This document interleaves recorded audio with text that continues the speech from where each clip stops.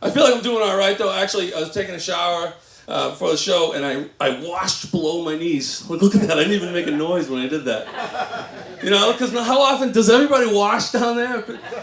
Everyone does a trickle-down theory, right? I'm not alone, right? Just lather up, and you hope the top 1% feeds the rest. I don't feel bad for... This is who I feel bad for. I feel bad for the guy last week in the public restroom. Well, the Bose family, well, minus my wife, is in the handicap stall and had to hear, "We don't lick public toilet seats!"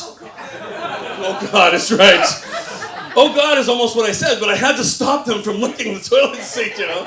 It's not the best thing to say at that moment, but you don't really stop to think how to phrase it, you know? Because it kind of sounds like we don't lick public toilet seats. When we're at home, you know.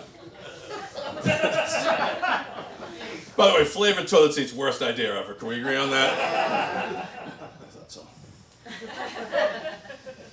But actually, I thought it was kind of strong, too. Because it's like, you know, it was like a proclamation. Like, we do not lick public toilet seats. My father never licked public toilet seats. His father never licked public toilet seats. We're Boses. Make it generational, you know.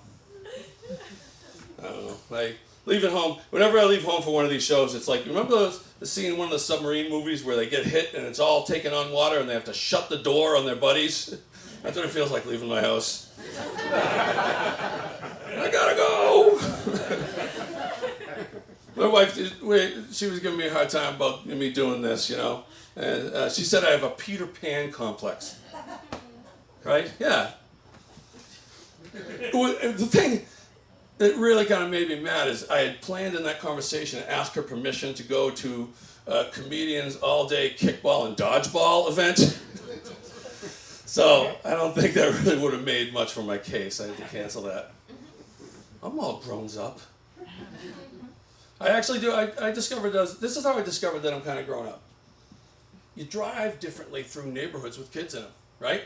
Once you get older. And I discovered while doing that there's a fine line between considerate and creepy while driving through neighborhoods with kids. 25 miles an hour is considerate. 15 miles an hour is a little bit creepy.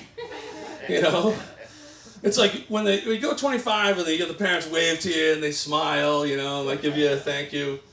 When you go on 15, they do that, and then they look back, and you're still approaching, you know? That's when they go from the wave to the parent hook, you know? They're like, hey.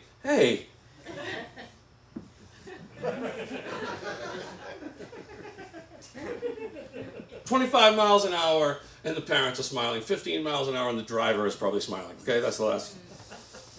Okay, I didn't like that when you... I was disappointed in myself when I thought of it. And thankfully, you people tonight helped me hold myself to a moral standard.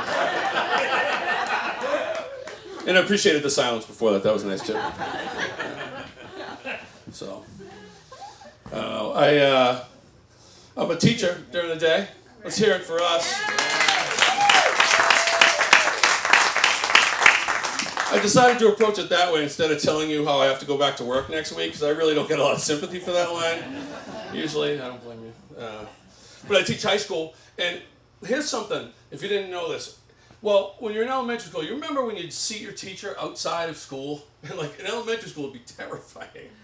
You know, just you'd like hide behind your mother and stuff. In high school, it's an event. Spotting a teacher in the wild is a report. It is on the wires. The next day, there's discussion about it, you know. I had a student in class, hey, Mr. Bose, were you in Quincy on Saturday? I'm like, yeah. Stop and Shop, right? Stop and Shop? I was like, yeah, Johnny, remember you said, hey, Mr. Bose, what are you doing here?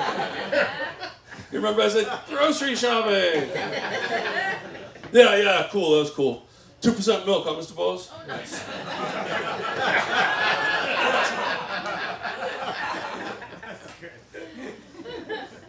Oh, that that was a lot less embarrassing than when I was a younger teacher. Then when they'd be like, "Hey, Mr. Bowles, were you in Chinatown like late Saturday night, early Sunday morning, puking, chicken lo mein, huh? That's cool."